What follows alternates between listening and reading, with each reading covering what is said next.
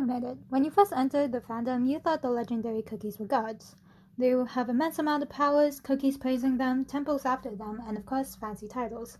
But it's not until you get into the actual story that you realize the legends are just legends. They may have fancy powers, but they're really just magical cookies that just so happen to become popular because of the story.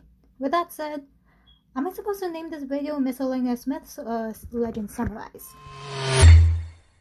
Some millennia ago, before all the cookies, Earthbird was covered in dragons, all born in the tropical Soda Islands.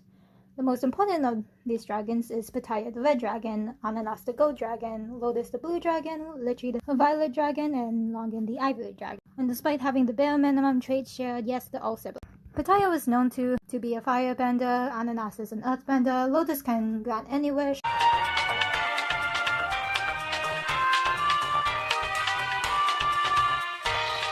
Litchi control the dark,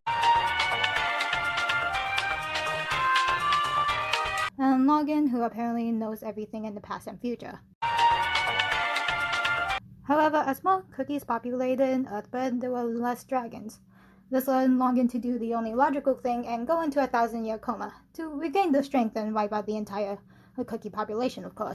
Unbeknownst to them, the dragon siblings basically grew a bond with Cookie. Pattaya got a kingdom, almost. Ananas got a life of luxury with statues of their image, Lotus got a festival, and Litchi got a bunch of parental figures. And to summarize the most recent events, the plan is in action and the dragons don't like it. Long ago, as the witches were creating the first cookies, the oh-so-superior wizards tried to create the perfect cookie. Why are these wizards and cookies so superior? Because they have math, of course. Silly witches and the stupid reasons for dropping out of college. After a few failed attempts, Moonlight was eventually created from the power of the moon and the stars.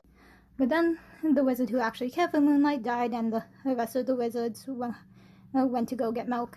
Guess that's why Moonlight is the only one who can protect the whole city. But she does manage. Being stronger when she sleeps, Moonlight spends most of her time in the dream realm, where she protected her home and everyone admires her. That is until she feels something horrible is about to happen and calls her heroes to wake her up, and then her brother was all like, but don't worry, because Moonlight... I have the power of God and anime on my side! Wait, Okay, how can I not cover Moonlight's wife next? Now, Seafary's origins get a little vague here. Unlike Moonlight, they have yet to cover Seafary's entire life story, meaning all we get is tidbits of cutscenes, character descriptions, and a heck of a lot of my over-speculation. Just stick with me here. Long ago, Seafairy was cursed and frozen due to her grieving heart until the cookies of Earthbird gathered around and gave her all the love, until Seafairy became confident enough to unfreeze her and use her water and ice-cold air powers. Should she ever lose hope and drop her sword, she'll turn back into sea foam. Now here's where I start speculating. If you ever watched Samantha Cookie, you'll probably agree that Frost Queen most likely froze Seafairy in an attempt to stop the forces from becoming unbalanced. But I'm gonna offer something a little different. If you played Oven Break long enough, you may remember this particular stage in Breakout. Notice how these mermaid statues look a lot like Seafairy. You also may remember that it's heavily implied that Black Pearl attacked a friendly mermaid, and it is said again and again that mermaids who lose the pearl are condemned to the abyss. Seafairy is constantly trying to fight her fate, and the heavy grievance on her heart, just so she won't become a sea foam. If I were to take a guess, I would say Seafairy once had a mermaid form, which she lost due to losing her pearl. It's possible that she froze because of Frost Queen, but it's also possible that she was able to use her ice-cold powers to freeze herself so that she can suffer a less tragic fate than the abyss. Now, at some point, Seafairy unfroze because of the warmth of the cookies, but why and when? In the line description, it is said Seafairy's curse slowly melted away while Pattaya was wreaking havoc and cookies turned to her for help. Now, if Death Sisters were ever to bring the story back again, I can definitely imagine the Kingdom of Love sharing their warmth to a god of the Arctic Sea in order to get help fighting back a dragon. With the story of Frozen Waves and Sugartear, all I know is that sometime after Seafairy Cookie became unfrozen, she built a tower to reach Moonlight, but then got dragged to the darkest depths and left her pure-hearted bed. Imagine waking up to find a whole city built around you and to tear off your guardian's arm and source of power. Once again, Millennial's tree's origins aren't really addressed, and his story is even vaguer than Seafairy's because he was an Oven Break only cookie who didn't have a line counterpart. All we know is that the Tree of Life got cursed and fell asleep to resist the darkness, and then woke up with the help of cookies, which I'm pretty sure are the Cookie Monster and Churro. By the way, according to Long and Dragon, because they know him for some reason, Millennial Tree isn't supposed to be a cookie. He's literally the Tree of Life. By the way, you'd think Millennial Tree has some destiny with Dark Enchantress, because it was her plan to curse him and he's all light and life and stuff, but no. Millennial Tree looks at Enchan and says, how cute. Well, he seems more tense with like 3 out of 5 of the dragons claiming he must protect his home, but when Gingerbread and his friends find him and ask for help, he goes, I'm an old man, I don't have the energy. If it does have a twig though. It is also implied that he has a personal relationship with Sugar Swan, and though he said he fell during his sleep, he still has the Churro and Grass Village to praise him. Windrunner's origin story is kind of simple, even if we don't get a direct event around him, not Night Raven. Windrunner is literally the wind of the forest until some fallen spirits invaded Desert Paradise and tried to eat it. Sugar Swan then gave him the power to purify darkness and gain the cookie form.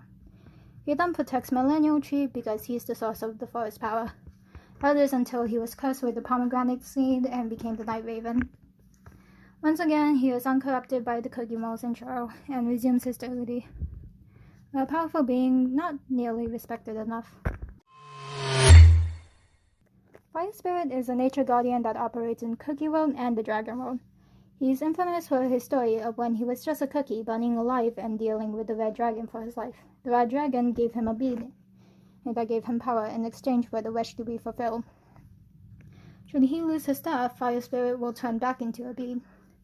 Now, since we already got a story that tells Fire Spirit's origin straightforward, there's not much else to say in terms of his story, and Sea Fairies took too long, so here are some tidbits. Probably the same person, not corrupted, liberated versions. Ancient Altar might be his or Golden Cheese's. Frostgreen Cookie is a kingdom-only legendary that introduces us to the concept of nature guardians. Long time ago, Frost Cookie fell ill to a disease she was trying to cure with her friend and passed away in the snow. She transformed into a deity that guides ill-fating cookies from the disease into the afterlife. She has the power of snow and takes her job very seriously, asking Strawberry Cookie to confront the other guardians about the shift in power. Despite being a copy and paste from the Snow Queen story, Frost Queen is actually becoming a lot more lore relevant. And perhaps the sisters always wanted to make a character like her, giving that Skating Queen talks about how even the Ice Queen loves her dance and has a gem from her tiara. Timekeeper. College student has a mental breakdown. Black Pearl. A beautiful mermaid becomes emo. Now, in conclusion, what really makes a legendary cookie? Is it fame? The power? No. It's about being Tiger Lily Cookie. I want you every day. I need you in my life. I